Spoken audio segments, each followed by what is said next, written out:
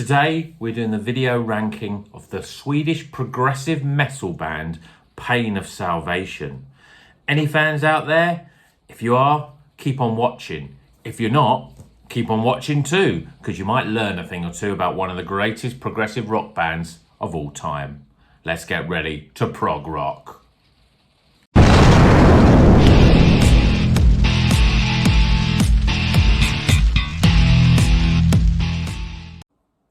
Welcome back to Rocker's Beer Review. Today's album ranking is for the Swedish progressive metal band Pain of Salvation.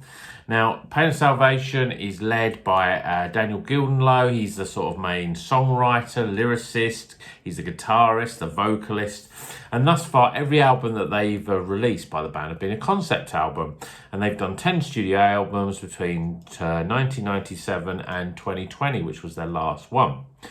They're a great band. They really are a forefront of progressive metal, and every album is very different than the last one, really, and that's what makes them so good, because you never know what you're going to get from their album. We've got different levels of quality though, but let's start with number 10. In 10th position is Road Salt Part 2. Now this is their second of their sort of 70s type of progressive rock, I suppose you could call it, sort of sound. The guitars are tuned down. There's a lot more. It's a lot more sort of grungy sounding, a lot more sort of analog opposed to digital. I think that's something that they've actually said themselves. But I'm putting Road Salt Part 2 in 10th position because even though there's two parts to these albums and they were released separately, but this one doesn't quite have the songs on the first one. There's nothing really jumps out for me. It's all a bit sort of. It's all a little too grungy and too away from their sort of core sound. So I have to put Road Salt Part 2 in 10th position. In 9th position is Scarcity. Now, Pain of Salvation have always had a multitude of styles, but this album's got literally all of them in it. So you've got rock, you've got metal, you've got funk, you've got thrash, you've got punk, and you've even got a bit of disco. It all seems a very sort of angry sort of album as well, as if that they were the sort of the thrust behind it was a lot of sort of venom and outward sort of comment on the world around them, but because of that they threw lots of different styles in, and I don't think there's a real coherent direction, so I'm putting Scarcity in 9th. Kingdom of Loss, Flame to the Moth, which is very sort of like progressive metal mixed with likes of Faith No More and System of a Down, and also Enter Rain. They're the key tracks from this album, but Scarcity makes number 9. In 8th position is their debut, Entropia. This is the start of where it all began in the late 90s. I mean, progressive metal was a very different scene back there. You really had only the likes of Dream Theater that were leading the way. And certainly their debut album is very much along the lines, a bit more Dream Theater sounding. Lots of little polyrhythms though. But they also had they added a lot of sort of funk art rock sort of style. I think, obviously they're very influenced by bands like Faith No More, because Daniel Gildenlow, he's got a very eclectic voice, and sometimes he can sound a bit like Mike Patton in terms of when he sings. So Winning a War, People Passing By, these are really good songs from this album. It's not the easiest album. I mean, it's very, very progressive, and there's lots of different sounds in there. It's very sort of difficult to sort of latch onto stuff that you can really like. I mean, lots of textures as well. If you check out the track Stress from this album, you can see it's quite difficult to listen to. But I always thought Faith No More are quite difficult to listen to. They're not very immediate, certainly their sort of later albums, and this is where Pain of Salvation started, really, where it wasn't easy to listen to, but the more you listen to it you get more and more textures, more of the melodies that come through. But they still mix this up with a lot of sort of more straight ahead stuff. I mean, the ballad Plains of Dawn is a very sort of straightforward progressive metal type of ballad. So this is a good entry point in terms of it, and obviously their debut, but this was the start of their sound, of which they developed in lots of multiple ways. But I'm putting Entropia in 8th position. In 7th position, I'm putting the first of the Road Salt albums, so Road Salt Part 1. Again, this was they started when this was released. their sound had changed quite a lot than their subsequent albums. They were less progressive metal, and they were more they went more into the rock. Everything was a little bit more tuned down, and it was all a little bit more, I suppose grungy is the best word to describe it, without sounding like grunge bands, but they became a bit more grungy, a bit more Sabbath, a bit more Soundgarden in terms of that sort of guitar sound. This album, though, has got some really great tracks on it. I mean, a lot of the good tracks are the sort of more laid back ones. Sisters is probably one of their best tracks they've ever written. It's the most beautiful track, really heartfelt lyrics in this one. It's a really great song. The title track, Road Salt, that's on this album, this was actually it's another ballad, and it was actually going to be at the Sweden's Eurovision Song Contest entry. They had the sort of preliminary rounds, and they were knocked out just before they got to the final round, sort of thing. But if that had made that to that, you could have seen them on Eurovision, which, when you know Pain of Salvation, that's quite a strange thing. Other track on there, Innocence, I think that's another really good track. So there's some good tracks on it, but it only makes 7th position. In 6th position is One Hour by the Concrete Lake. Again, still influenced by Bands for Dream Theater. This is their second album, but they're starting to put their own spin a little bit more. There's a lot more folk sort of sounds coming into the band now, which obviously you don't really get with bands like Dream Theater. And also, in the other direction, much more sort of hardcore elements. Songs like Inside, New Year's Eve, Water are really great, but for me the epic Inside Out is probably the best track on the album. There's lots of soft and heavy parts to this. It's almost like a prelude to where they were going to go on the next two key breakout albums that would follow. So I'm putting One Hour by the Concrete Lake in 6th position. In 5th position, I should say, I'm going to put B. Now, B is it's a heavy concept album about God and mankind and humankind. There's lots of orchestrate. There's an actual orchestra on this album, and folk elements as well. Again, like a lot of Pain of Salvation, it's not a very immediate album. I mean, just looking at the names of the tracks, it's quite difficult to sort of remember which tracks are good and which ones aren't. I mean, you've got Imago, which is a lot more folky, and then you've got much more progressive metal elements like Lilium Cruentus. I mean, can't even pronounce the name of the track, so remembering stuff like that. Diffidentia, again, another good progressive metal track. But my favourite tracks are probably, and I'm going to try and remember to pronounce this, Nihil Morari, and the stunningly beautiful Inter Impius. I have to obviously use my notes for this, because even if you ask me, if you ask me again what your favourite tracks are, I'd probably forget the names of them. But them tracks are really good tracks. Just wish that the names were a little bit more easy to remember. The melodies are really strong on this album, and it's a real beautiful album. There's lots of little. It's obviously a very heavy concept, and it's a little bit baffling in terms of that concept. But if you just listen to the melodies, it's a really great album. In 4th place is their latest album, Panther. Now, this is a large modern slab of progressive metal. It's what metal's all about, progressive metal's all about in the 2020s.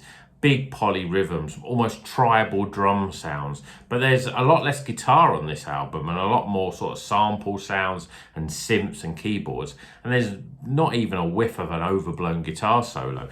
It's very unlike which a lot of people think of progressive metal, and a lot of overblown solos, a lot of widdly stuff. But this is very much nothing like this at all. I mean, Gildan Lowe still dominates in terms of his voice. He's got an amazing voice on this. Highlights of the very sort of hardcore Accelerator, the very Faith No More Unfuture, and the title track, Panther. Really great tracks. But for me, the best track, and probably one of the most accessible tracks from the album, is Wait. It's one of the best tracks they've written. I don't know if you've heard the new album, what your favourite track on, but let me know in the comments if you're aware of that album, because I think Wait is a brilliant song. So Panther, I'm putting in 4th place. So now we're heading for the top 3. In 3rd position is Passing Light of Day. Now, this for me was a real comeback album. And it's more in the style of their sort of classic albums, which incidentally will be the first and second albums on this list. We've got over 70 minutes of music here, and there's lots of standouts. this haunting sort of single, Meaningless, with that sort of the polyrhythm sort of opening of On a Tuesday is another great song. And heavy, and a really heavy song, Reasons. They're just really great songs. But even the softer tracks are great. Silent Gold, Angel of Broken Things. Here we do have a great stunning guitar solo.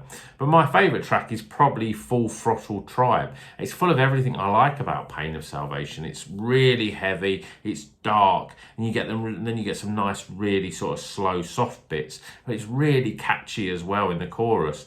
I think for this album, they had an introduction of the Icelandic guitarist Ragnar Zolberg. I think his voice, because he sings a lot of backing vocals, and his guitar tone are really great and really make this album. So I'm putting Passing Light of Day in 3rd position. So now we're heading for the top 2, and I am sure most Pain of Salvation fans would probably put these 2 albums in there as their first and second choice. But maybe not the other way. Maybe the other way around to how I'm having them, because I'm putting in second place Remedy Lane. Now, this is a truly stunning concept album. As I said, many fans would probably put this in first, and it's very interchangeable really for me. On a different day, it could be easily my first choice. It's definitely one of the best 2 albums by Pain of Salvation. Hugely ambitious, it highlights everything about the band, all the light and shade really. An overblown vocal delivery throughout that gives Mike Patton, a run for his money. And musically, it's as complex but also as accessible as they can ever be, really. There's no overblown whittle. It doesn't go into an over whittle, lots of instrumental type of sounds. They know when to craft a good song. They know when to go really progressive metal and then to rein it back in again. I mean, there's some big, everything's in the mix here. You've got the big folky sort of elements, strange time signatures, but again, it's all about Daniel Goodlow's amazing voice. He's the songwriter and the singer, and you can see it's his band, and he's the sort of musical director of it. Ending theme really wraps up everything that I love about Pain of Salvation in one song. Then you've got Trace of Blood, much more epic, but still very catchy. Then you get a couple of the ballads. You've got ballads like This Heart of Mine, and then which is very soft and beautiful, and really sort of you sort of feel it's quite out of place with some of the other tracks on there. And then there's another ballad called a bit further on through the album called Second Love, very similar. But Undertow's got a really dark, brooding start before it lets rip. Rope Ends, where it's almost sort of stop-start poly riff, I don't know how you pronounce it, polyrhythm type of guitar riff, and it's a real amazing tour de force of progressive metal at its very best. Every track on this album works within the concept, and it's a really truly stunning album, but it only makes my second position. In first position for me has to be The Perfect Element Part 1. When I first heard this album, I was blown away of what progressive music could be. I was very much used to those very sort of traditional bands, like I was into Dream Theater and another band, Shadow Gallery, that were very much all about playing lots of different notes. They still had the songs, but it was real a showcase for the instrumentation. But with this, there was a lot more different styles, I think, when I heard The Perfect Element. I mean, the opener it sounds like Dream Theater playing it, but with Mike Patton singing.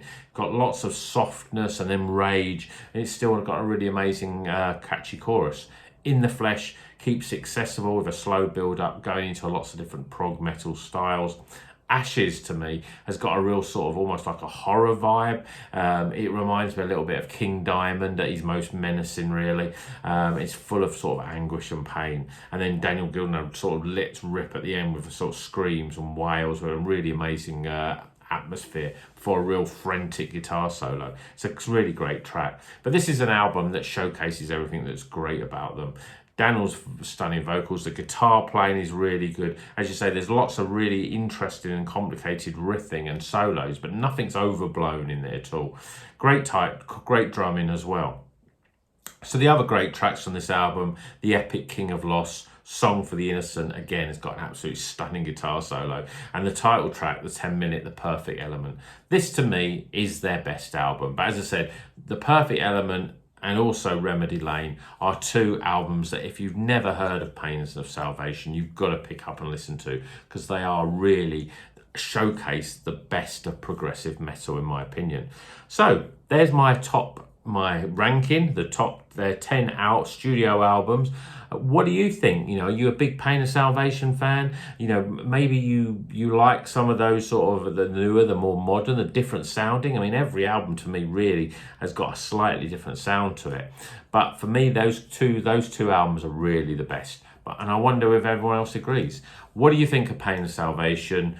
What's your favourite progressive metal band? Should I do another ranking of some other progressive metal bands? Let me know in the comments. Hope you've enjoyed this video. I've really enjoyed going back to Pain of Salvation and listening through all their albums. I'm looking forward to what they do next for the next album. And until the next one, keep on rocking.